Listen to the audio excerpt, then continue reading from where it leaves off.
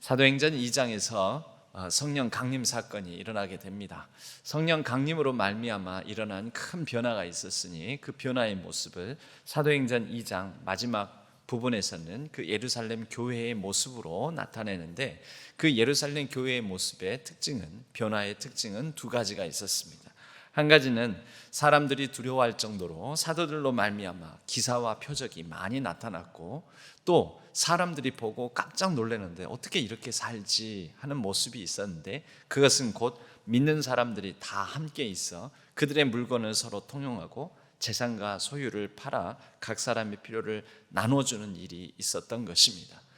여러분, 사도들로 말미암아 기사와 표적이 나타나는 이것은 오늘 사건, 사도행전 3장의 사건에서도 이어지게 되는데, 사도들로 인하여 베드로와 요한에 의하여 나면서부터 걷지 못하던 사람이 일어서서 걷게 되는 이런 치유의 이적이 일어납니다. 그렇게 보면 표적과 기사의 사건이구나. 그 뒤에 나타나는 믿는 자들이 그들 서로 자기가 가진 것을 팔아서 서로 통용하고 나눠주는 그런 일은 이 사건에 없지 않은가, 그렇게 볼 수 있는데, 이 두 가지 특징의 변화의 모습이 사실 사도행전 3장에서도 이어서 일어나고 있습니다.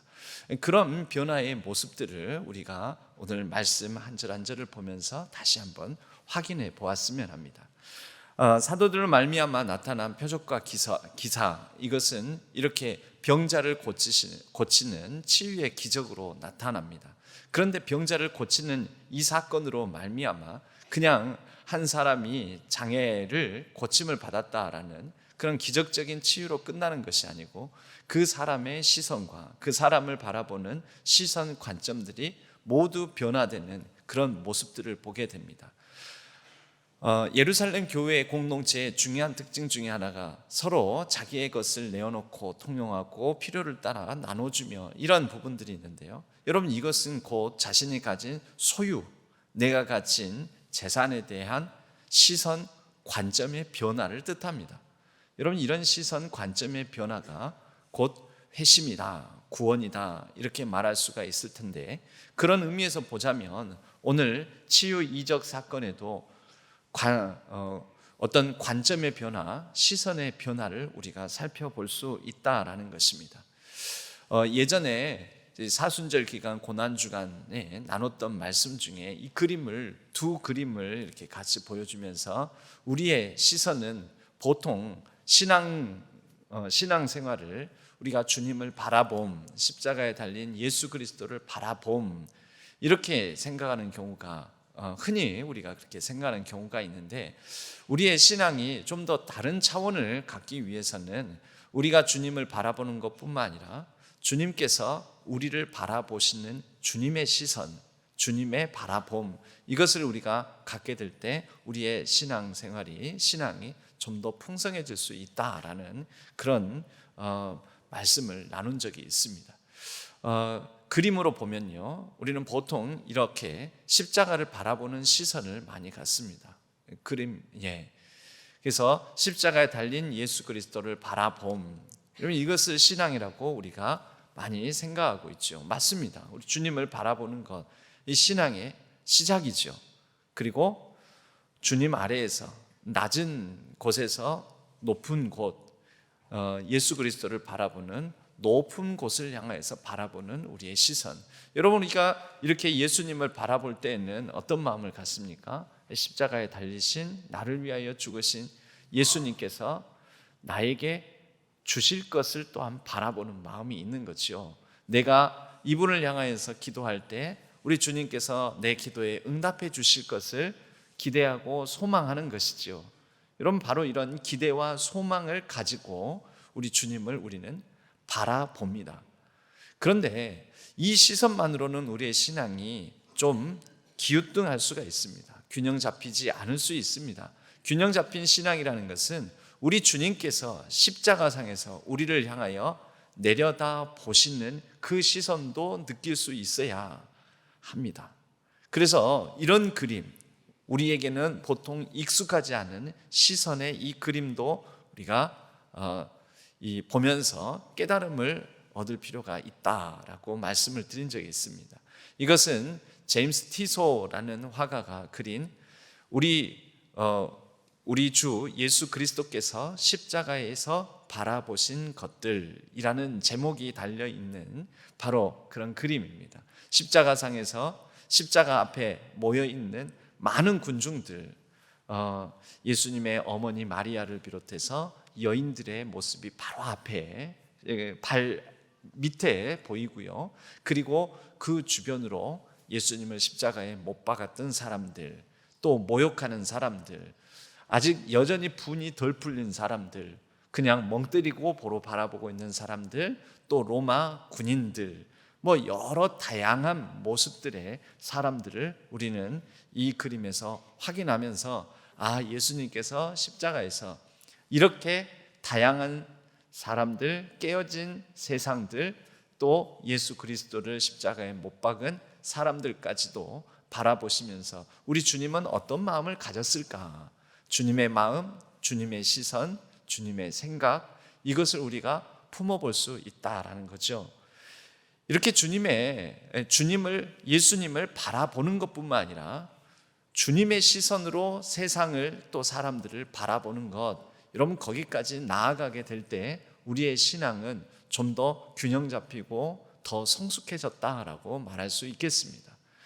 더 깊이 복음 안으로 들어가기 위해서는 우리가 주님을 바라봐야 됩니다. 그런데 이것만으로는 부족하죠. 더 멀리 우리를 때로는 나는 여기까지만 보겠습니다 하는데 우리가 못 본 것을 보게 만드시고 더 멀리, 더 풍성하게 이 세상을 바라보고 이해하게 만드시는 것은 복음 안에서 우리 주님을 바라볼 때 우리는 주님의 마음을 품고 주님의 생각과 시선을 가지고 이 세상을 바라보는 가운데 세상을 사랑하사 이처럼 사랑하사 독생자 예수 그리스도께서 이 땅에 오신 것처럼 우리를 보내주신 모든 세상 곳곳으로 우리는 나아갈 수 있는 힘을 얻을 수가 있습니다. 오늘 보면 우리는 크게 보면 두 가지의 어떤 시선의 변화, 시선의 교차됨, 시선의 맞닿음을 확인할 수가 있는데요. 오늘 말씀드렸다시피 우리가 하나님을 어떤 마음에서 바라보는가, 그리고 우리가 사람을 어떤 마음으로, 어떤 시선으로 바라보는가, 크게 보면 이 두 가지 시선의 변화에 대해서 말씀을 나눠보고자 합니다. 먼저 첫 번째, 하나님을 바라봄입니다. 오늘 말씀에 보면 제9시 기도 시간에 베드로와 요한이 성전에 올라갑니다. 이 유대인들에게 있어서는 하루에 최소한 2번, 또 정기적으로는 3번의 기도 시간이 있었습니다. 그것을 369 게임 하듯이 369시라고 말할 수 있습니다. 3시와 6시와 9시 이렇게 3번인데요. 이 유대인의 시간을 나타내는 성경에는 유대인의 시간 개념으로 쓰여져 있는데요. 여기에 우리가 현재 사용하는 시간으로 환산을 하려면 6시간을 더하면 됩니다. 그래서 오늘 말씀의 1절에 9시라고 나오는 것에 6시간을 더하면 15시. 15시가 언제입니까? 오전입니까? 오후입니까? 오후 3시죠. 그러니까 오후 3시를 나타냅니다. 성경에서 예수님께서 이 십자가에 달려서 돌아가실 때, 또 십자가에 달리실 때 이런 시간들도 기록되어 있는데 그런 시간들에도 플러스 6시간을 더하면 오늘 우리가 살아가는 현재 우리 일상 속의 시간으로 환산할 수가 있습니다. 그러니까 3시, 6시, 9시 이렇게 유대인들이 기도하러 성전에 올라간다 하면은 3시는 오전 9시, 6시는 정오, 그리고 9시는 6을 더하면 15시, 오후 3시 이렇게 이 시간에 맞춰서 성전에 많은 사람들이 모여들게 됩니다. 여러분 왜 성전에 모여들겠습니까? 이들이 우선은 유대인의 신앙적 관습입니다. 습관입니다. 그런데 왜 기도하러 성전에 모여들까요? 뭘 바라고? 하나님 바라보고 하나님을 향하여 뭘 바랄까요? 대개의 경우에 우리가 기도하는 제목하고 비슷하죠. 하나님으로부터 뭔가를 얻기 위하여, 하나님 복 달라고, 재물 달라고, 소유 달라고. 없으니까, 부족하니까, 연약하니까, 갖춰진 게 많이 없으니까 하나님께 이러한 나의 부족하고 갖추지 못한 것을 채워달라고 하나님께 나아가는 것 아니겠습니까? 유대인들에게는 그것이 있었습니다. 한두 사람도 아니고 습관을 조차 관습적으로 이 하루를 마무리하는 시간, 오후 3시가 유대인들에게는 하루를 마무리하는 시간에 해당되었습니다. 이제 서서히 하루를 마무리해가는 그 시간에 하나님 앞에 나아가서 오늘 하루를 살아감에 있어서 부족한 것들을 아뢰고 구하는 것이죠. 내가 못다 이룬 것은 하나님께서 채워주시고 하나님께서 도와주시기를 바랍니다. 여러분, 그런 마음으로 나아가는 것입니다. 베드로와 요한도 그랬을까요? 베드로와 요한도 그런 마음으로 하나님께 이 성전에 나아가서 구했을까요? 여러분, 우리는 하나님을 바라봄, 이것을 신앙의 전부라고 여기는데, 우리가 나는 하나님 앞에 나아갈 때 하나님을 바라보면서 무슨 기대를 가지고 어떤 소망을 가지고 하나님께서 나에게 무엇을 주실까를 우리가 구하고 바라면서 나아가는지 돌아볼 필요가 있습니다. 하나님의 시선으로 하나님 앞에 나를 세우고 하나님께서 나를 어떻게 바라보시는지, 여러분, 이것을 인식하게 될 때 우리에게 변화가 일어나지 않겠습니까? 하나님께서 나에게 복 주실 분으로, 은혜 주실 분으로, 물질 주실 분으로, 재물 주실 분으로, 내가 구하는 기도 제목마다 응답해 주실 분으로 여기고, 내가 바라고 구할 것, 내 욕심, 내 욕망, 내 뜻, 이것을 이루기 위하여 하나님만을 바라본다면, 여러분, 이것이 구태여 기독교 신앙일 필요 있겠습니까? 기독교 신앙 아닌 다른 곳에서도 우리가 구하는 바 아닙니까? 타 종교인들에게서도 무당을 찾아가든지 무속신앙을 따라서 큰 나무 앞에서 빌든지, 정한수를 떠놓고 천지신명께 빌든지, 또는 아니면 우상 앞에서 빌든지, 여러분, 그 신앙과 우리의 신앙이 무슨 차이가 있습니까? 그 형태에 있어서만큼은요. 그래도 다르지요. 우리는 하나님을 알고 하나님께 나아가는 것이고요. 하나님을 모르고 그냥 각종 신들에게 구하는 거하고 어떻게 다르겠습니까? 우리는 주실 분에게 구하는 거고, 그 사람들은 아무것도 주지 못하는 존재에게 구하는 차이가 있지 않습니까? 그렇지만 여러분, 적어도 어떤 하나님이든 다른 신적 존재이든 구하고 내가 얻고자 하는 욕심, 내 뜻을 따라서 찾고 구하는 면에 있어서만큼은 크게 다르지 않다라는 것입니다. 그런 가운데서는 한 사람의 인격이, 그 사람의 인생이, 그 의미와 가치가 변화되는 일은 없을 것입니다. 여러분, 하나님은 우리에게 물론 필요한 것을 주시는 분이시기도 하지만 우리에게 새로운 시선, 새로운 관점을 주심으로 우리가 변화의 삶을 살아가게 하시는 인격적인 하나님이십니다. 그러므로 하나님을 바라보는 관점에 있어서 하나님을 바라볼 뿐만 아니라 하나님의 바라봄으로 나를 바라보고 세상을 바라보고 사람을 바라보기를 원하신다라는 거죠. 바로 그것을 갖게 되었을 때 우리는 하나님으로 말미암아 변화가 시작되는 것입니다. 우리가 말씀을 읽는다고 합니다. 그런데 말씀을 읽는 것만으로는 우리는 변화되지 않습니다. 말씀이 나를 읽도록 만들어야 됩니다.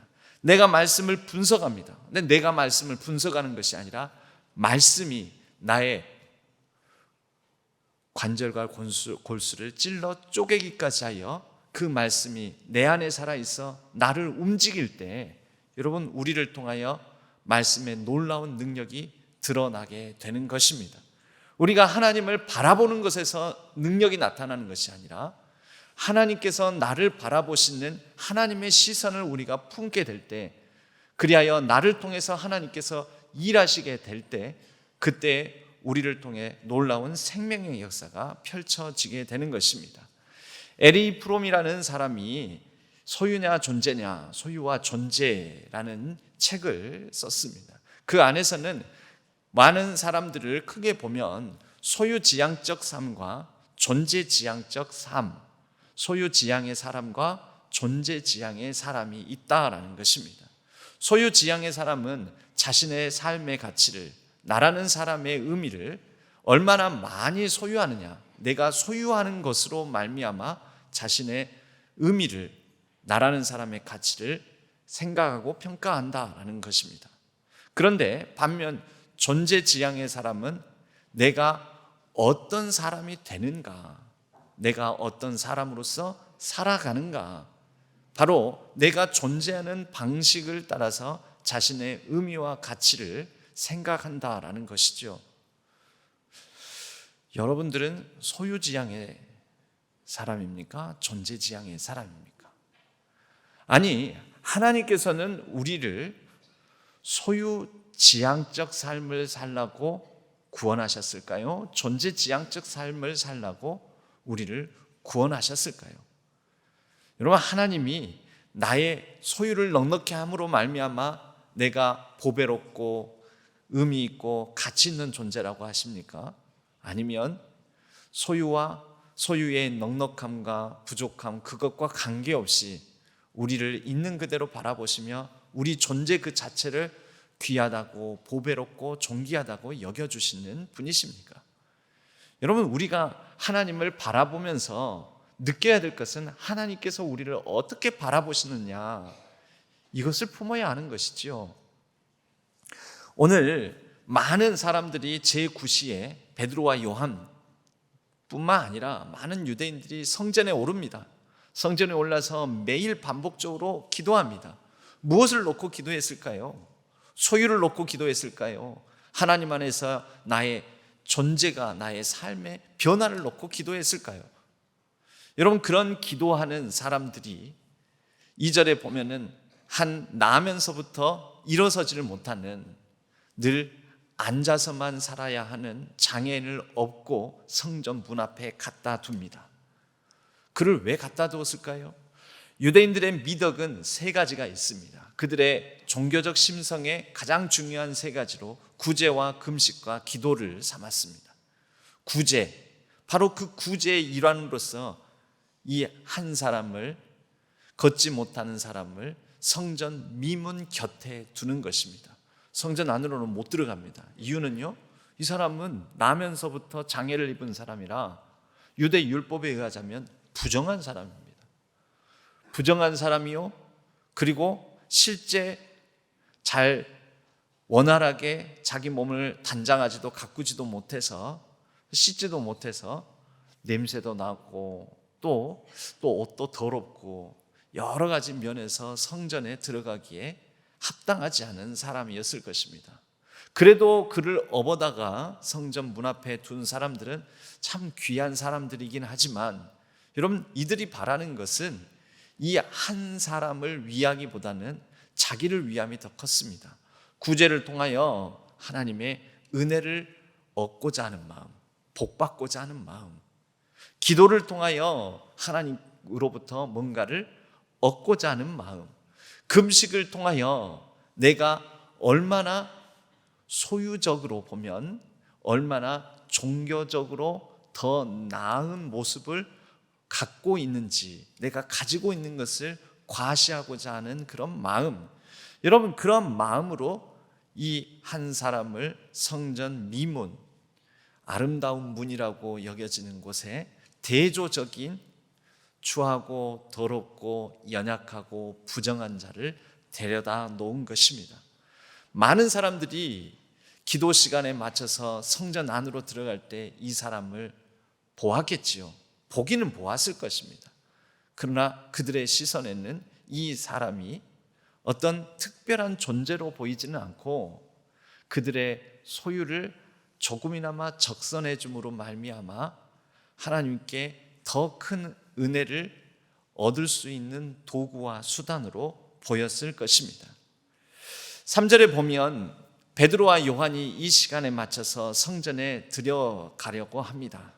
이 베드로와 요한을 그 스쳐 지나가는 많은 사람들을, 기도하러 가는 많은 사람들을 보듯이 이 장애인도 베드로와 요한을 바라보게 됩니다. 무엇을 구하고 무엇을 위해서 바라보았을까요? 한 푼 달라고, 동전 한 입 적선해 달라고 구걸하는 그런 마음으로 바라보았던 것이지요. 그런데 이때 베드로가 요한과 더불어서 주목하여 그를 봅니다. 그리고 우리를 보라라고 얘기를 합니다. 여러분, 이 보라라는 말이 반복해서 베드로와 요한이 성전에 들어감을 보고 베드로와 요한과 더불어 베드로가 주목하여 이르되 우리를 보라 하니 5절 말씀까지 보면 그가 그들에게서 무엇을 얻을까 하여 바라보거늘, 여러분 본다라는 얘기가 다양하게 나오지 않습니까? 그런데 이 본다라는 의미가 첫 번째, 이 장애인이 바라보는 그냥 보는 것이 있고요, 베드로가 요한과 더불어 주목하여 보는 것이 있고요, 그래서 주목하여 우리를 보라라고 하는 두 번째 봄이 있고요, 세 번째 5절 말씀에 바라보는 봄이 있습니다. 여러분, 첫 번째 봄은, 3절의 봄은 그냥 보는 것입니다. 그냥 보는 것. 두 번째 봄은 매우 주목하여 어떤 특별한 통찰을 가지고 집중하여 보는 것입니다. 5절의 세 번째 봄은 어떤 간절히 바라는 마음으로 소망을 담아서 바라보는 것입니다. 자기의 욕심, 욕망, 소망을 담아서 바라보는 것. 이 누가복음 22장에 보면 베드로가 예수님께서 이제 체포돼서 끌려가는 것을 지켜 바라보는 그런 이제 장면들이, 멀찍이 떨어져서 예수님께서 끌려가서 어떻게 되시나 하고 베드로가 지켜보는 그런 모습이 나옵니다.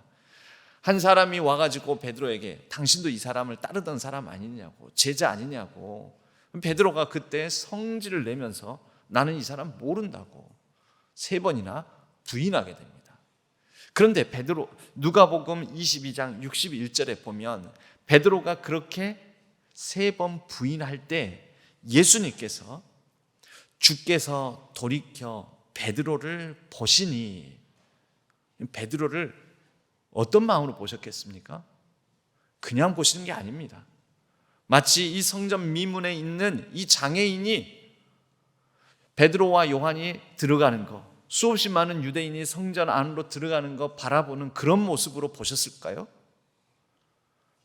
3번이나 부인하는 베드로의 음성을 들으셨을 테고, 사람들에게 끌려가는 중에서도 베드로가 저 멀찍이서 자신을 바라보고 있는 것을 주님께서도 돌이켜 보신 것이죠. 3번이나 부인한 베드로를 주목하여 보셨던 것입니다.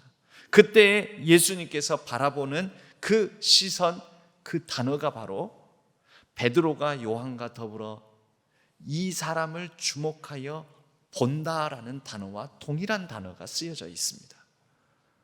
예수님께서 바라보시는 거죠, 베드로를. 그리고 베드로를 바라보셨던 그 주님의 시선으로 이 나면서부터 걷지 못하는 사람을 베드로와 요한이 바라보는 것이죠, 주목하여. 에리 브롬의 그 책에는 소유와 존재에 대해서 대조적으로 얘기하는데, 또 다른 관점에서 사람이 사람을 바라볼 때 객체와 주체로 바라본다, 객체와 주체라는 개념이 나옵니다. 객체는 뭐냐?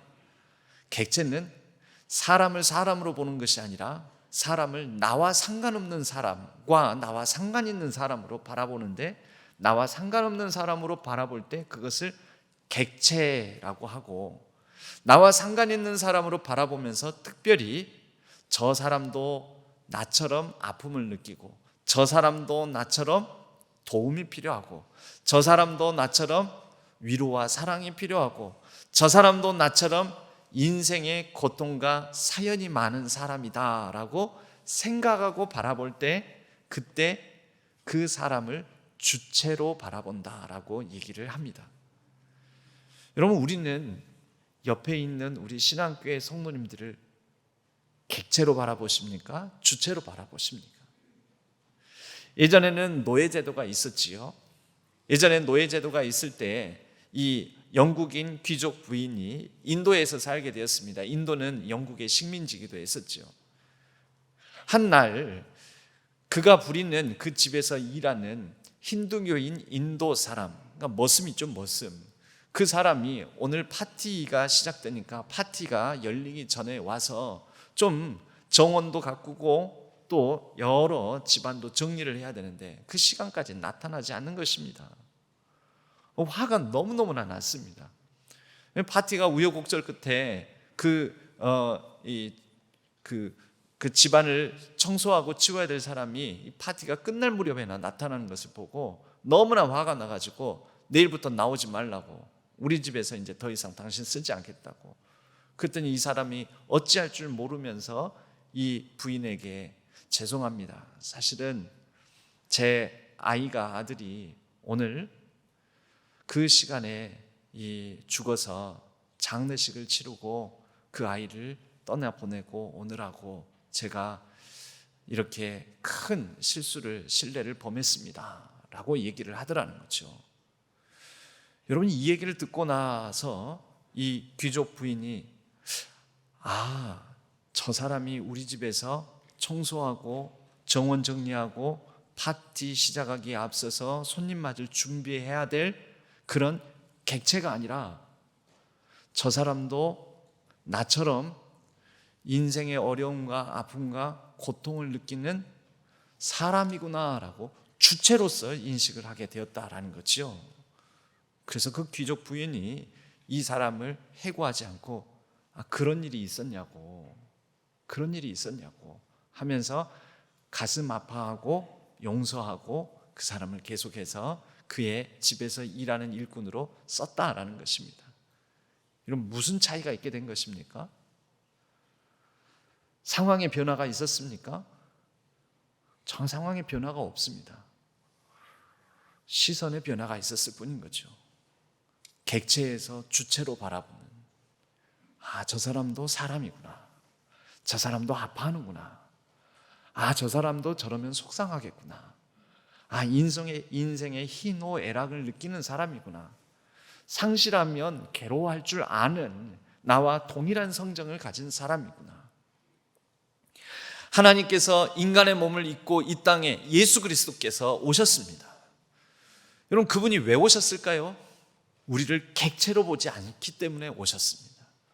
우리의 삶 속으로, 이 세상 속으로, 깨어지고 망가져 있는 이 세상을 내버려 두시지 않고 그냥 객체로 두시지 않고 그 안으로 침투해 들어오셨습니다.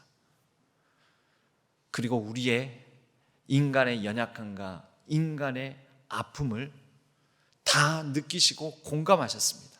그분이 왜 십자가를 지시기까지 사람들에게 모욕받고 침뱉음 당하시고 못 박히시고 죽으셔야 했겠습니까? 우리의 인간 속으로, 인간의 삶 속으로, 우리의 연약함 속으로, 아픔 속으로, 고통 속으로 들어오시는 것이죠. 그분은 우리를 온전한 주체로 대해 주셨습니다. 그리고 그분은 우리에게 이제 요청하는 것입니다. 사람이 사람을 객체로 대하지 말고 다른 사람을 내가 너희들을 주체로 대했듯이 다른 사람을 주체로 대해 주어라. 내가 너희를 사랑한 것 같이 너희도 서로 사랑해라. 너희 몸이 귀한 것 같이 다른 사람도 귀하게 여겨라. 내 이웃을 내 몸과 같이 사랑하라 라고 말씀하신 것입니다. 베드로와 요한이 주목하여 봅니다. 왜 주목하여 보았을까요? 여러분, 주목하여 보기 위해서는 멈춰서야 됩니다. 무엇을 멈춰섭니까? 내 욕심, 내 강구, 내 뜻만을 위하여 성전에 오르던 발걸음을 멈춰야 됩니다. 사랑의 시선으로 멈춰야 됩니다. 멈춰야 보이는 것들이 있습니다. 멈춰서서 자세하게 봅니다. 이때 베드로가 요한과 더불어 이 한 병자를, 이 장애인을 바라볼 때 어떤 마음이었겠습니까? 우리 주님의 마음, 주님의 시선, 객체로 바라보시는 것이 아니라 우리를 주체로 여기시고 우리를 주체로서 살아가게 하시기 위하여 우리를 바라보셨던 그 주님의 시선으로 이 한 사람을 주목하여 베드로와 요한이 본 것 아니겠습니까? 하나님께서 우리에게 요구하시는 것은 바로 이것입니다. 사람을 객체가 아닌 주체로 보아라 라고요. 그래서 말합니다. 베드로가 이르되 은과 금은 내게 없거니와 내게 있는 이것을 내게 주노니 나사렛 예수 그리스도의 이름으로 일어나 걸으라. 내게 있는 것은 은과 금은 없다. 너는 소유를 바라지. 너가 하나님께 기도한다면 하나님을 바라볼 때 소유를 구하는 마음으로 하나님을 바라보겠지만 하나님은 너를 바라보실 때 너에게 은과 금이 있어서 산다고 얘기하시지 아니하고 내가 너에게 주는 생명으로, 내가 너에게 주는 시선으로, 내가 너에게 주는 인생의 삶의 의미와 가치로 네가 산다라고, 그것을 바라보라고. 그리하여 베드로가 내게 있는 것을 너에게 준다. 내게 있는 생명, 예수 그리스도의 생명을 준다. 예수 그리스도의 능력을 준다. 예수 그리스도의 시선을 준다. 예수 그리스도의 변화된 삶을 너에게 준다. 내게 있는 것으로 너에게 주노니 나사렛 예수 그리스도의 이름으로 일어나 걸으라 라고 말했던 것입니다. 그리고 그가 걷습니다. 베드로가 요한과 더불어서 가까이 나아가 사람들이 만지기도 싫어하는 부정한 자를 만지고 오른손을 잡아 일으키니 그의 발과 발목에 힘이 붙고 뛰어서서 걷게 됩니다. 그리고 놀라운 일이 일어납니다. 진짜로 걷습니다. 한 번도 걷지 못했던 사람이 걷게 됩니다. 그리고 그들과 함께 성전으로 들어갑니다. 한 번도 바라고 원하였지만 성전에 들어갈 수 없었던 사람이 성전에 들어가 보통 유대인들과 더불어서, 일반 유대인들과 더불어서 유대인 공동체 안에, 성전 공동체 안에, 하나님 나라 백성 공동체 안에 들어가게 된 것입니다. 하나님께서 우리에게 바로 이러한 시선의 변화를 원하십니다. 하나님을 그냥 바라보는 것뿐만 아니라 하나님의 마음을 품고 세상을 바라보고 사람을 바라보고 그리고 변화된 삶을 살아가며 변화를 일으키는 삶을 살아가기를 원하십니다.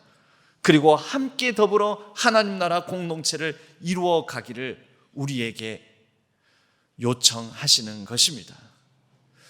여러분, 오늘날 교회가 자랑해야 될 것은 바로 하나님의 이 마음, 하나님의 이 시선, 하나님께서 우리에게 주체로서 대하시고 찾아와 주셨던 그 마음을 가지고 이 세상을 향하여 나아가는 그런 교회를 하나님은 원하십니다. 토마스 아퀴나스라는 이런 신학자가 있죠. 이분이 어느 날 교황을 찾아가게 되었는데, 당시 중세 가톨릭 교황을 찾아갔는데 그 교황이 금화 은하를 잔뜩 쌓아놓고 세고 있더라는 것입니다. 책상 위에서 막 세고 있는데 이 교황이 찾아온 아퀴나스 보고 이렇게 얘기를 하더라는 거죠.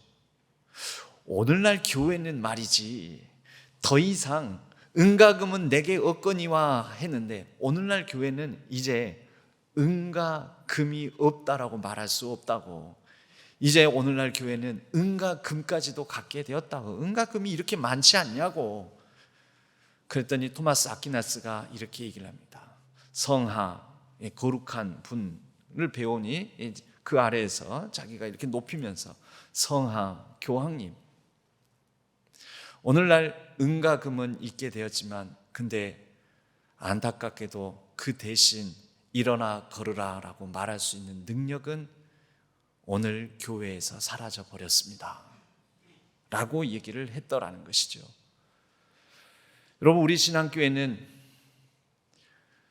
은과 금은 없더라도 일어나 걸으라 라고 사람을 바라보고 사람을 주체로 대하면서 이렇게 세울 수 있는 그런 교회입니까? 아니면 은과 금은 있으나 중세 가톨릭 교회처럼 일어나 걸으라 라고 할 수 있는 진정 예수 그리스도의, 나사렛 예수 그리스도의 생명력을 잃은 교회이지는 않습니까? 여러분, 우리는 어느 쪽입니까? 그러면 어떤 사람들이 이렇게 얘기합니다. 은과 금도 있고 나사렛 예수의 이름으로 일어나 걸으라 말할 수 있는 능력도 있으면 좋은 것 아닙니까? 여러분, 하나님은 우리에게 재물과 하나님을 겸하여 섬길 수 없다라고 합니다. 할 수 없다, 할 수 없다. 그래서는 안 된다라는 도덕 윤리적 명령을 하신 게 아니고요, 재물과 하나님을 겸하여 섬길 수가 없다고요. 무슨 말입니까? 은과 금, 그것은 하나님께서 주실 수도 있고 안 주실 수도 있습니다. 그러나 하나님께서 하나님을 바라볼 때 우리가 구해야 될 능력은 은과 금의 능력이 아닌 오직 예수 그리스도로 말미암아 일어나 걸으라라는 능력을 구하라는 것입니다. 그리고 그러한 능력으로 은과 금으로 세상을 섬기는 것이 아니라, 규모와 크기로 섬기는 것이 아니라, 소유로 섬기는 것이 아니라 하나님의 마음, 하나님의 시선으로 세상을 바라보고 세상을 섬기라라는 것입니다. 겸하여 할 수 없습니다. 먼저 우리가 예수 그리스도의 그 이름의 능력, 주님의 시선, 주님의 마음, 그것을 회복해야 하는 줄로 믿습니다. 그럴 때에 함께 더불어 하나님을 찬송하고 걷고 뛰며 모든 백성이 이 모든 예수 그리스도의 능력으로 일어나 걸은 것을 보고 놀라고 놀라며 함께 하나님을 찬미하는 역사가 일어날 줄로 믿습니다. 우리 신앙교회를 통하여 은과 금은 설령 없더라도, 우리 신앙교회 성도님들의 삶 가운데 은과 금은 설령 없더라도 나사렛 예수 그리스도의 그 이름의 능력이 있어서 우리의 어떤 상황 조건 속에서도 일어나 걷는 능력을 가지고 세상 속에서 세상과 함께 사람을 바라보며 세상을 바라보며 살아갈 수 있기를 주님의 이름으로 간절히 축복합니다.